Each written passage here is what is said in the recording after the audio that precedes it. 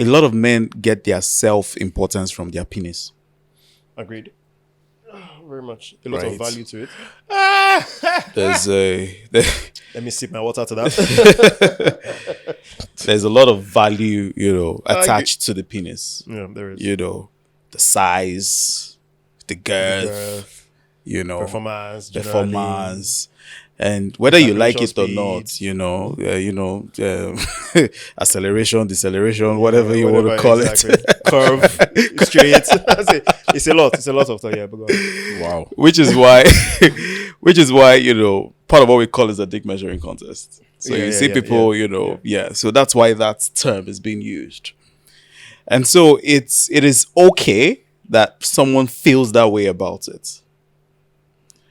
Now, the question is, what's the way out? There are a couple of things that can affect a person's erection. But one of the most underlooked is stress. Agreed. Would you say this is tailored to our hemisphere as Nigeria, or this is just men? Generally, men. Okay. Men, generally, right? Okay. One of the most unlooked, underappreciated is stress. Because we think that the sex organ is down there. Not necessarily. Your biggest sex organ is here. I mean, that's where all the information for whatever operation is coming. Exactly. Yeah, sometimes it might, quote and unquote, tend to, act on its own because there are different levels of stimulation, right? So you can get stimulated down there, and even while the person is asleep, they can still get an erection while they're not even thinking about it. So that's where you hear the whole term, it has a mind of its own. Yeah. However, it is under the control of this. So if everything is not all right here, there is a chance that it's not going to be all right there. Right? And the thing about stress is that we think stress is a bad thing. It's not. Stress is good. However, stress continued becomes bad. Because when you're stressed, your body puts itself in a fight or flight mode. So you're ready to fight, you're ready to flee, you're ready to run. Your heart rate increases, your body releases cortisol. Your body thinks you're in a state of danger. So it's almost like, I want you to imagine the way your heart will race if this door just suddenly opens and a lion comes in. You would literally do things that you never thought was possible. Your heart rate is going to get off the roof. Your blood pressure is going to go off the roof. Your muscles are going to get tense, ready to either do one thing or the other. Your brain is going to work at like 100% more. Now, after that period, what you notice is that you tend to relax. You tend to imagine being in a state of being tensed all the time for most of the day. You're definitely going to burn out. At that time when the lion is in the room, I am pretty sure that erection is the last thing on your mind. Yep. It sure me die. That there could be a pornographic picture placed in front of you, a lion in the room. You're really not going to be thinking about sex that period. Yeah. So imagine a lot of people under stress. Rent is probably coming through. Your boss is probably going to fire you the next day. There is a project that has been undone. The life of your company is literally hanging in your hands.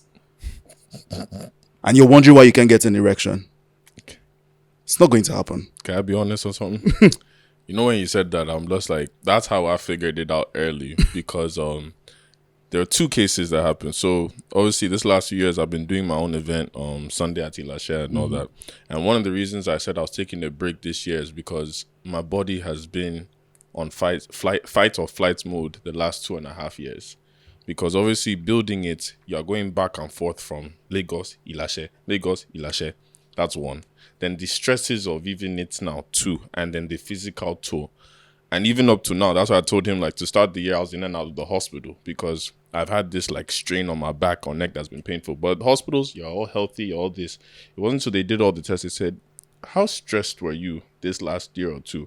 And I vented to the doctor, and he said, "It all." He said, "Come and lay down with this chair." Come and lie down. The guy said, "Tell me truth. What? No, really, what's been going on?" And I told him, he's like, "Do you realize how stressed you've actually been?" And then even on top of that, now, before when I was single a long while ago, there were girls now that a lot of times the time I would link up with girls is when it's like I'll say, quote unquote, this sounds so bad. Forgive me, Lord. We're just being honest, guys. Like, I need a stress reliever.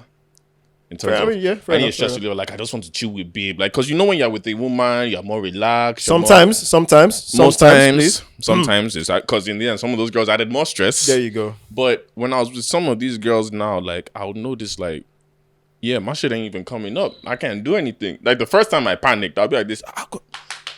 You talk to us, I'll go to the bathroom. Try watching stuff. Like, I never. Actually, I did one time. There you go. So there was like times I'll go to the bathroom, like, yo, come on, fix up. You're better than this now. Come on. Not the pep talk. Like, I'll talk to myself, but then it wouldn't work. It wasn't until like the third time it happened that I said, okay, bro, what is actually going on? And then that's when I realized, like, yo, I think I'm stressed. And so there was a time now I just like started taking it a bit more easy. And then by the time I started taking it more easy, it was easier. But it's just funny how you said this now, that I didn't realize stress could do that to your body, could do that to your sexual health. Like, and again, nobody educates us men about this, because again, as a man, you're taught to work, don't complain, work, grind, be on job. Okay, so very good that he's brought that up, because while you were talking, of course, I wanted you to get on your point so everyone knows what you're talking about. But a very important question that I think a lot of men actually need answers to is, how do you know when you're actually stressed? Because you say you started venting to the doctor. Ideally, someone who is self-aware of the stress would have vented before the doctor. No, it's not like I didn't know I was stressed. I'm not saying you in particular. He's not saying you're self-aware. He's not saying you're not self-aware. Yeah, I'm saying that there's a way you how would I put this? Like, it's just like when I need a break, and you actually take a break and you just close your laptop. Okay. At that point, you see, I say this because there's a thin line or a bridge between a man being stressed and a man thinking he's not working hard enough yet. Because, like you mentioned, your company's value is in your hands like this. They're telling you have deliverable. Are you going to at that time say, I'm stressed, let me take a break? Yeah. You get what I'm saying? So at that point, you feel like, nah, this rush I feel is the anxiety. I need to push through it. A lot of times it sits back from it. But how do you as a man know? Because you've been conditioned to think that, like you just mentioned, keep working, don't be a lazy man. Yeah. Right?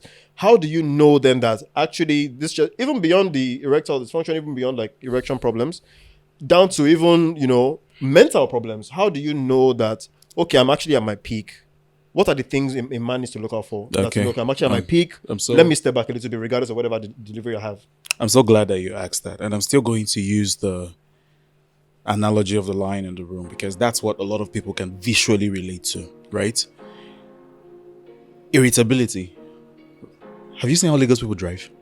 Yeah. Have you seen how we drive? Yeah. That's the sign of stress.